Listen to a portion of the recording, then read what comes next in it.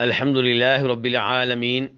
والصلاة والسلام علی سیدنا محمد وعلی آلہ وصحبہ اجمعین۔ بہت سے احباب نماز عید کے بارے میں سوال کر رہے ہیں کہ موجودہ حالات میں اگر کسی کھلے میدان میں عید کی نماز پڑھنا ممکن نہ ہو، مسجد میں عید کی نماز پڑھنا ممکن نہ ہو، تو کیا گھر میں عید کی نماز ادا کی جا سکتی ہے؟ اور اگر گھر میں عید کی نماز ادا کریں گے تو طریقہ کار کیا ہوگا؟ خطبہ دیا جائے گا یا نہیں دیا جائے گا؟ تو گزارش یہ ہے کہ سب سے پہلے ہم یہ جاننا چاہیں گے کہ عید کی نماز کا حکم کیا ہے۔ کیا عید کی نماز ادا کرنا واجب ہے یا سنت ہے؟ ادا کر لیں تو الحمدللہ، نہ ادا کریں تو کوئی مسئلہ نہیں۔ تو اس سوال کا جواب یہ ہے کہ راجح قول کے مطابق عید کی نماز پڑھنا واجب ہے، ضروری ہے، لازمی ہے اور ہر ایک پہ واجب ہے، یعنی کہ فرض کفایہ نہیں ہے بلکہ سب کے لیے واجب ہے۔ اور اس کے دلائل میں سے ایک دلیل یہ ہے کہ نبی صلی اللہ علیہ وسلم اور آپ کے خلفائے راشدین مسلسل یہ عید کی نماز ادا کرتے رہے اور کبھی بھی انہوں نے اس میں ناغہ نہیں کیا۔ اگر گنجائش ہوتی تو آپ علیہ الصلاۃ والسلام ایک دفعہ ناغہ کرتے یا کم از کم زبانی ایسی تعلیمات دیتے جن سے پتہ چلتا کہ یہ نماز واجب نہیں ہے۔ دوسرے نمبر پہ نبی علیہ الصلاۃ والسلام جن کی یہ تعلیمات تھیں کہ عورت کے لیے بہتر یہ ہے کہ وہ اپنے گھر میں نمازیں ادا کرے، مسجد کی بجائے گھر میں نماز پڑھنا اس کے لیے افضل ہے، بہتر ہے۔ آپ عید کے موقع پہ حکم دیتے ہیں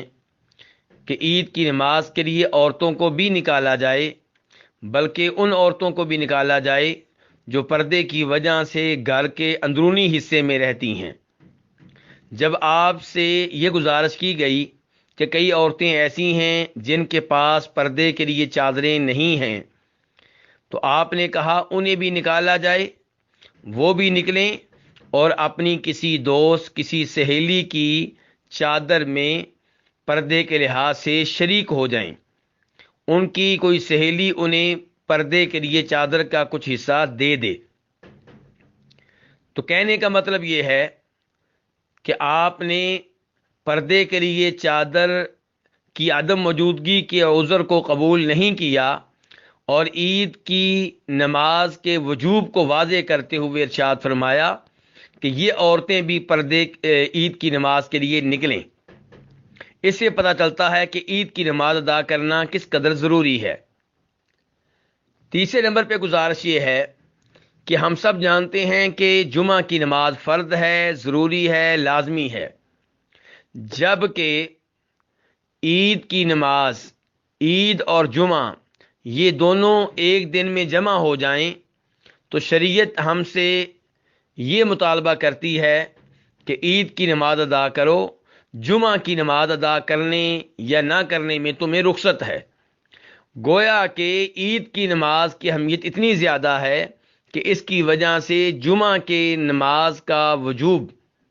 جاتا رہتا ہے، ساقط ہو جاتا ہے، لیکن عید کی نماز جمعہ کی وجہ سے ساقط نہیں ہوتی۔ تو ان تمام دلائل سے پتہ چلا کہ عید کی نماز ادا کرنا ضروری ہے۔ جب عید کی نماز ادا کرنا ضروری ہے تو پھر سوال یہ پیدا ہوگا کہ اگر یہ نماز عید گاہ میں ادا کرنا ممکن نہ ہو، کسی کھلے میدان میں ادا کرنا ممکن نہ ہو، مسجد میں بھی ادا کرنا ممکن نہ ہو، تو کیا گھر میں یہ نماز پڑھ سکتے ہیں؟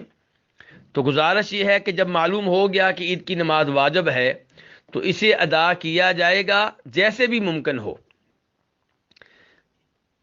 اصل یہی ہے، اصول یہی ہے کہ نماز کھلے میدان میں ادا کی جائے اور یہی سنت ہے نبی علیہ الصلوۃ والسلام کی، لیکن اگر وہاں پہ ممکن نہ ہو تو مسجد میں ادا کر لی جائے اور مسجد میں ممکن نہ ہو تو گھر میں ادا کی جائے۔ اب سوال یہ پیدا ہوگا کہ گھر میں ادا کریں تو طریقہ کار کیا ہوگا؟ تو اس سوال کا جواب یہ ہے کہ گھر میں عید کی نماز ادا کریں تو طریقہ کار وہی ہوگا جو نبی علیہ الصلوۃ والسلام سے ثابت ہے آپ نے یہ نہیں کہا کہ گھر میں ادا کرو تو طریقہ مختلف ہوگا، مسجد میں ادا کرو تو مختلف ہوگا، بلکہ عید کی نماز ادا کرنے کا طریقہ ایک ہی ہے۔ کھلے میدان میں ادا کریں، مسجد میں ادا کریں یا گھر میں ادا کریں، تینوں کا طریقہ ایک ہی ہے۔ مجھے کوئی ایسی آیت نہیں ملی، ایسی حدیث نہیں ملی جو اس بات پہ دلالت کرتی ہو کہ گھر میں عید کی نماز ادا کریں تو طریقہ تبدیل ہو جائے گا۔ تو طریقہ کیا ہے؟ سورج نکلنے کے تقریباً 15 منٹ کے بعد عید کی نماز ادا کرنا افضل ہے، بہتر ہے، اور اگر کچھ دیر کے بعد ادا کریں تو وہ بھی جائز ہے، لیکن افضل یہ ہے کہ سورج نکلنے کے 15 منٹ کے بعد یہ نماز ادا کر لی جائے۔ نماز کی 2 رکعتیں ہوں گی، جیسا کہ جناب عمر فاروق فرماتے ہیں کہ نبی علیہ الصلوۃ والسلام کی زبان پہ یہ الفاظ جاری ہوئے کہ عید الاضحیٰ 2 رکعتیں ہیں، عید الفطر 2 رکعتیں ہیں۔ 2 رکعتیں ادا کرنے کا طریقہ وہی ہوگا جو عام نماز کا ہے، البتہ تکبیرات کے لحاظ سے فرق ہوگا۔ تفصیل کچھ یوں ہے کہ پہلی رکعت کے لیے تکبیر تحریمہ کہی جائے، اس کے بعد دعائے استفتاح پڑھ لی جائے، اللہم باعد بینی و بین خطایای یا سبحانک اللہم، اور اس کے بعد 7 اضافی تکبیریں کہی جائیں، یعنی کہ وہ 7 تکبیریں جو عام نماز میں نہیں ہوتی۔ پہلی رکعت میں اضافی تکبیریں 7 ہوں گی۔ سوال پیدا ہوگا کہ ایک تکبیر کے بعد دوسری تکبیر سے پہلے کچھ پڑھا جائے گا یا نہیں پڑھا جائے گا؟ تو جواب یہ ہے کہ اس بارے میں نبی علیہ الصلوۃ والسلام سے کوئی ذکر یا کوئی دعا ثابت نہیں ہے، البتہ جناب عبداللہ ابن مسعود سے ثابت ہے کہ ہر 2 تکبیروں کے مابین اللہ کی حمد و ثنا بیان کرنی چاہیے، تو اس لحاظ سے الحمدللہ کہا جا سکتا ہے۔ اب سوال یہ پیدا ہوگا کہ ان تکبیروں کے ساتھ رفع الیدین کیا جائے گا یا نہیں کیا جائے گا؟ تو گزارش یہ ہے کہ نبی علیہ الصلوۃ والسلام سے یہ ثابت نہیں ہے کہ آپ عید کی نماز میں اضافی تکبیریں کہتے ہوئے رفع الیدین کرتے ہوں، اور نہ یہ ثابت ہے کہ آپ نہ کرتے ہوں۔ البتہ آپ کے عظیم صحابی جناب عبداللہ بن عمر رضی اللہ تعالیٰ عنہما اضافی تکبیریں کہتے ہوئے رفع الیدین کیا کرتے تھے، اور امام ابن القیم رحمہ اللہ کہتے ہیں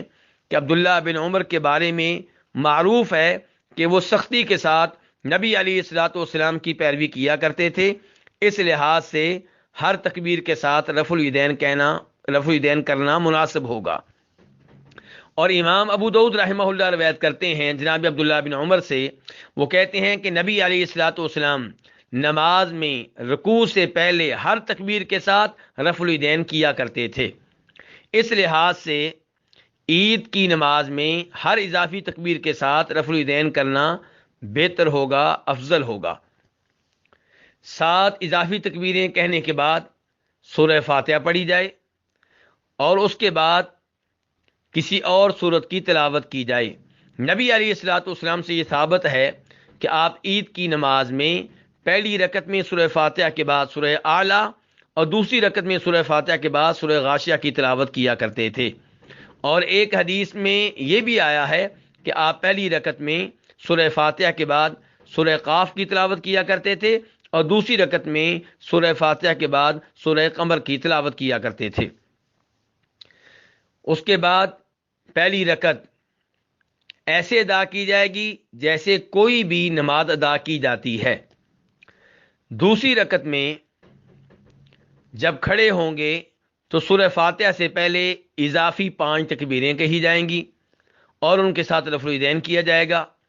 اور اس کے بعد سورہ فاتحہ پڑھی جائے گی، اور پھر کوئی اور سورت پڑھی جائے گی، اور اس کے بعد 2 رکعتیں ایسے ہی مکمل کریں گے جیسے عام نماز مکمل کرتے ہیں۔ یاد رہے کہ عید کی نماز میں امام تلاوت اونچی آواز سے کرے گا، جہری قرات کرے گا۔ جب 2 رکعتیں مکمل ہو جائیں تو اس کے بعد سنت طریقہ یہ ہے کہ امام صاحب خطبہ دیں، اور اس خطبے میں لوگوں کو واعظ و نصیحت کریں، صدقہ خیرات کی ترغیب دیں، اور یہ خطبہ ایک ہی ہوگا، اور اس خطبے میں امت کے لیے دعا کریں، لوگوں کے لیے دعا کریں، کیونکہ دعا کی اہمیت ہے۔ عطیہ کہتی ہیں کہ نبی علیہ الصلوۃ والسلام نے ہمیں حکم دیا کہ عید کی نماز کے لیے ہم عورتوں کو گھروں سے باہر نکالیں، بلکہ آپ نے یہ بھی کہا کہ ان عورتوں کو بھی نکالیں جو حیض کی حالت میں ہوں، ماہواری کے ایام میں ہوں۔ یہ عورتیں عیدگاہ میں پہنچ کر نماز سے دور رہیں لیکن مسلمانوں کی دعا میں شریک ہوں۔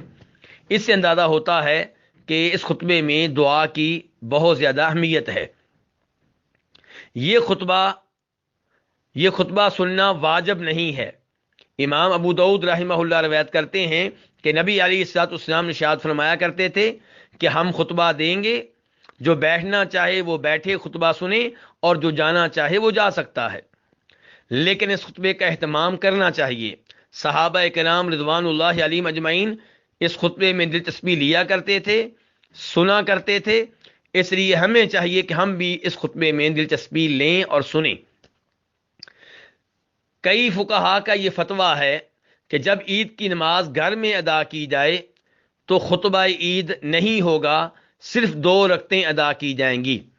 لیکن گزارش یہ ہے کہ خطبہ عید کے بارے میں کہنا کہ گھر میں نماز پڑھنے کی شکل میں نہیں ہوگا، اس کی کوئی دلیل قرآن و حدیث سے نہیں مل سکی،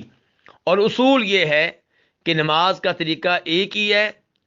آپ گھر میں پڑھیں تب بھی، مسجد میں پڑھیں تب بھی، اور کسی میدان میں پڑھیں تب بھی۔ جو کہتا ہے کہ فرق ہے، اسے چاہیے کہ فرق کی دلیل پیش کرے۔ یہاں پہ میں مزید اطمینان دلانے کے لیے یہ بیان کرنا چاہوں گا کہ موجودہ زمانے کے مشہور و معروف محدث علامہ ناصر الدین البانی رحمہ اللہ، ان کے بارے میں ان کی بیگمات بیان کرتی ہیں کہ ایک دفعہ شدید بارش کی وجہ سے نماز عید ادا کرنے کے لیے کھلے میدان میں نہ پہنچ سکے، تو شیخ البانی رحمہ اللہ نے اپنے گھر والوں کو گھر میں جمع کیا، انہیں 2 رکعتیں پڑھائیں اور اس کے بعد خطبہ دیا۔ تو اس سے بھی پتہ چلا کہ خطبہ دیا جائے گا، واللہ تعالی اعلم۔ یہاں پہ یہ بھی بیان کر دوں کہ سنت یہ ہے کہ عید الفطر کے موقع پہ نماز عید سے پہلے کوئی نہ کوئی چیز کھا لی جائے۔ علماء کرام نے اس کی حکمت یہ بیان کی ہے کہ جب انسان عید کی نماز سے پہلے کچھ کھائے گا تو تب ہی اس بات کا احساس ہوگا کہ آج روزہ نہیں ہے بلکہ آج عید ہے۔ اللہ رب العزت سے دعا ہے کہ اللہ تعالی ہمیں نبی علیہ الصلوۃ والسلام کے طریقے کے مطابق روزے مکمل کرنے کی، فطرانہ ادا کرنے کی، اور عید کی نماز ادا کرنے کی توفیق بخشے، اور اللہ تعالیٰ عید کے دن ہر طرح کے گناہوں سے محفوظ فرمائے، اور اللہ تعالیٰ مسلمانوں کو تمام امراض سے، تمام وباؤں سے محفوظ رکھے۔ وصلی اللہ تعالی علی نبیہ محمد وآلہ وصحبہ اجمعین۔